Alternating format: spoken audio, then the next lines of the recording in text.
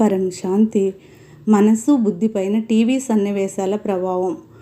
టీవీలో మనం ఒక సన్నివేశం చూస్తాం, ఒక పాట వింటాం, ఆ పాటలోని హావభావాలు చర్యలు గమనిస్తాం. ఈ అనుభవాలు మన బుద్ధిలో కొంతకాలం ముద్రితమై ఉంటాయి. అవి మనసు పైన ప్రభావం చూపుతాయి.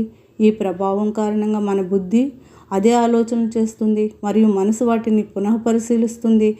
ఈ ప్రభావం ఎంతకాలం ఉంటుందనేది ఆ అనుభవం మన మనసు మరియు బుద్ధి పైన ఎంత ప్రభావం చూపిందనే దానిపైన ఆధారపడి ఉంటుంది. ఆ సన్నివేశం ముగిసిపోయినా మన మనసు దాంతో కనెక్షన్ అయి ఉంటుంది. మనం ధ్యానం చేస్తే, మనసును శాంతింపచేస్తే, మనసును స్థిరంగా ఉంచితే, పరమశాంతి యొక్క తరంగాలతో మనల్ని నింపుకుంటే మన బుద్ధిని ఆ దిశగా కేంద్రీకరించాలి. ఎందుకంటే మన బుద్ధి ఒక టీవీ లాంటిది. అందులో మనం దృశ్యాలను చూస్తున్నాం. ఈ దృశ్యాలు ఏమిటంటే అత్యున్నతమైన పరంధామం యొక్క దృశ్యాలు. మనం ఆ పరంధామాన్ని చూస్తున్నాం. మన బుద్ధి ద్వారా మనం ఆ లోకాన్ని సృష్టించుకుంటున్నాం.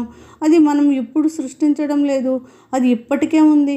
కానీ మనం దేహ బుద్ధితో ఉన్న కారణంగా మన బుద్ధి ఇంకా సక్రియంగా లేదు. అందువల్ల మనం ఆ బుద్ధితో, దివ్య బుద్ధితో చూడలేకపోతున్నాం. కాబట్టి ఆ సూక్ష్మ బుద్ధి లేదా జ్ఞాన బుద్ధి మనలో జాగృతమైతే మనం జ్ఞాన దృష్టితో ఆ లోకాన్ని చూడగలుగుతాం. అది కేవలం ఊహ కాదు, అది నిజమైన అనుభవం. క్రమంగా మన స్మృతులు జాగృతమవుతాయి. ఎందుకంటే మనం ఆ కాలాన్ని గడిపాము.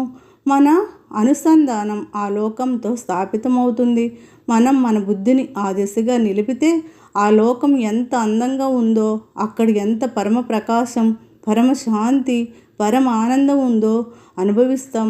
ఆనందం ఆత్మ యొక్క సుఖంలో ఉంది, పరమ సుఖంలో ఉంది.